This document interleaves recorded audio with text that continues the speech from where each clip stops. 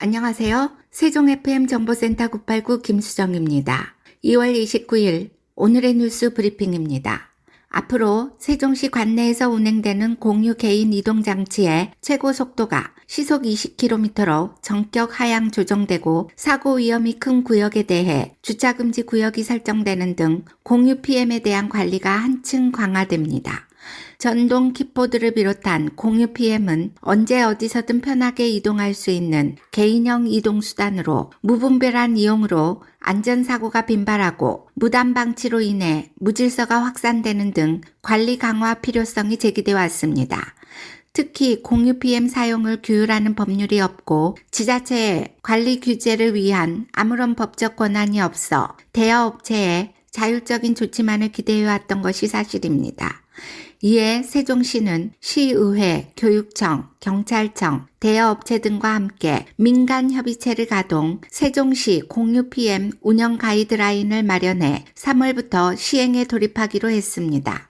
이는 개인형 이동장치 이용 급증에 따른 사고와 민원 발생이 심각한 상황에서 세종시 의회가 공유 PM 퇴출 또는 안전관리를 위한 법률 제정을 촉구한 데 따른 시 차원의 조치입니다. 이번에 시행되는 세종시 공유 PM 운영 가이드라인은 안전사고 예방, 주차관리 강화, 시민 불편 해소 및 올바른 이용 문화 확산을 위한 내용으로 구성됩니다. 세부적으로는 우선 과속으로 인한 안전사고 예방을 위해 관내 공유 PM의 최고 속도가 시속 25km에서 20km로 전격 하향 조정됩니다. 또한 공유 PM의 무단 방치, 무질서 확산 방지를 위해 초, 중, 고등학교, 정문 앞 등 사고 위험이 큰 지역이 PM 주차 금지 지역으로 지정됩니다. 주차 금지 구역 등에 방치된 공유 PM은 시가 개설한 오픈 채팅방을 통해 시민 누구나 신고할 수 있으며 대여업체는 실시간으로 이동 조치합니다. 이에 따라 시민은 카카오톡 오픈 채팅을 통해 세종시 공유 전통 킥보드 불법 주차 신고방을 검색한 후 그룹 채팅방에 참여해 신고 서식을 작성하고 현장 사진을 첨부하면 됩니다. 이 외에도 이번 가이드라인에 따라 관내 모든 PM 기기에는 안전 이용 수칙 등이 담긴 홍보물이 부착되며 시와 교육청은 학생 대상으로 안전교육과 캠페인을 지속 실시합니다. 또한 경찰청은 전담 자전거 순찰팀을 운영하여 2인 이상 탑승, 운전면허 미소지자 등 학교 인근의 불법 운행을 수시로 단속에 나설 계획입니다. 세종공공스포츠클럽이 대한체육회에서 시행하는 지정 스포츠클럽 대상 특화 프로그램 및 전문선수반 지원 공모에 선정돼 총 1억 4천만 원의 국비를 확보했습니다. 이번 공모는 스포츠클럽법 제9조에 따라 기초 종목, 비인기 종목 육성과 연령, 지역, 성별 특성을 반영한 프로그램 등 공익적 스포츠 프로그램 운영으로 스포츠 문화를 조성하는 데 목적이 있습니다. 세종공공스포츠클럽은 지난해 같은 사업에 선정돼 클라이밍, 테니스 등 3개의 특화 프로그램을 21,086명의 시민을 대상으로 운영했습니다. 특히 지난해 전문선수반으로 운영된 야구의 경우 2023 한국컵 전국 유소년 야구대회를 포함해 전국대회에서 2차례 우승하는 등 지역 체육 발전에 크게 기여했다는 평가를 받고 있습니다. 올해 공모에서 세종공공스포츠클럽은 전국 131개 지정 스포츠클럽을 대상으로 실시된 심사 결과 사업계획, 사업 내용, 예산 수립에서 우수성을 입증하며 총 5개 프로그램을 운영하게 됐습니다.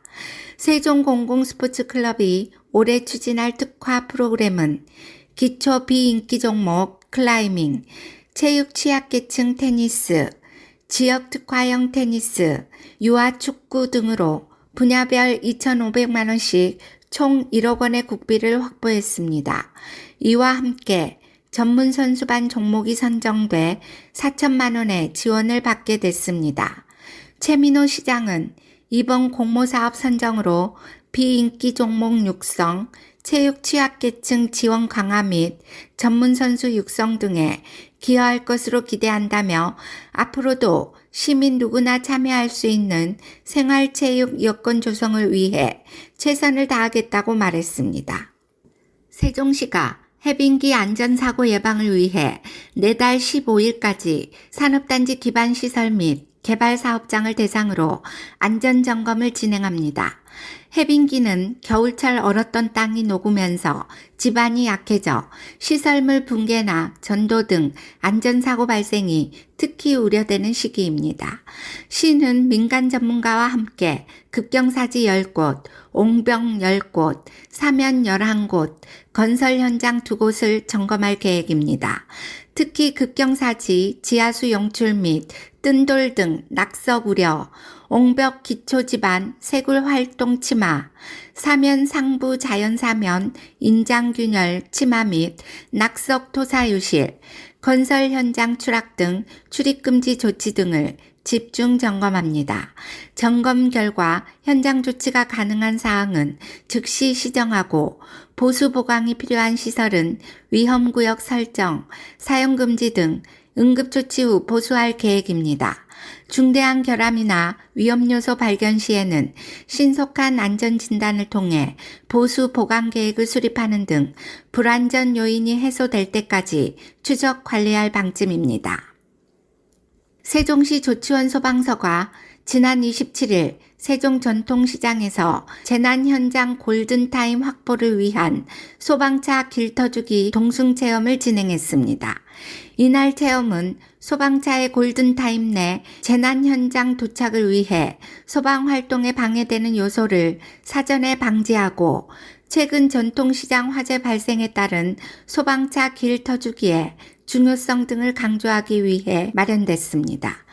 또 안전하기 좋은 날 캠페인을 함께 진행해 의용소방대가 관련 홍보물을 배부하는 등 전통시장 안전예방 동참을 유도했습니다. 세종시 교육청은 저소득층 가정의 경제적 부담을 경감하고 균등한 교육 기회를 보장하기 위해 3월 4일부터 22일까지 교육급여, 교육비 지원 집중 신청 기간을 운영합니다.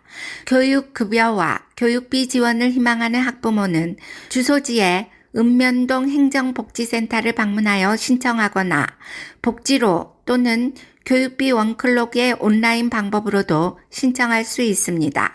교육급여 및 교육비 신청은 집중 신청 기간 이후에도 연중 상시 신청이 가능합니다. 이미 신청하여 교육급여를 지원받고 있는 학생은 상급 학교를 진학하거나 진급하더라도 다시 신청하지 않아도 됩니다.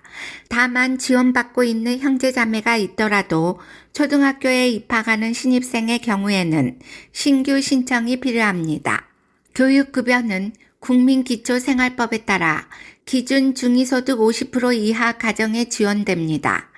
2024학년도 교육급여 연 지원 금액은 전년도보다 11% 인상되어 급별로 각각 초등학생 46만 1,000원, 중학생 65만 4,000원, 고등학생 72만 7,000원이며 교육급여는 바우처로 지급됩니다. 교육급여 바우처는 한국장학재단의 사업 누리집에서 온라인으로 별도 신청해야 하며 학부모, 보호자, 만 14세 이상 학생 본인이 직접 신청할 수 있습니다. 특히 2024학년도부터는 교육급여 바우처 지급 수단의 편의성을 강화하기 위해 간편 결제 방법인 앱 결제를 신규 도입하고 기존 선불 충전 카드 방식에서 한도 500만 원의 전용 카드 방식으로 개편했습니다. 교육비는 시도 교육청마다 지원 기준이 다르며 세종시 교육청은 국민기초생활수급자, 학부모 가정, 법정 차상위, 기준 중위소득 80% 이하의 대상까지 지원합니다. 또한 교육비는 지원 항목별 기준에 따라 학생이 대상자로 선정되면 급식, 방과 후 학교 자유수강권, 교육 정보화 지원 등을 지원합니다. 이상으로 세종 FM 정보센터 989 오늘의 뉴스 브리핑을 마치겠습니다. 고맙습니다.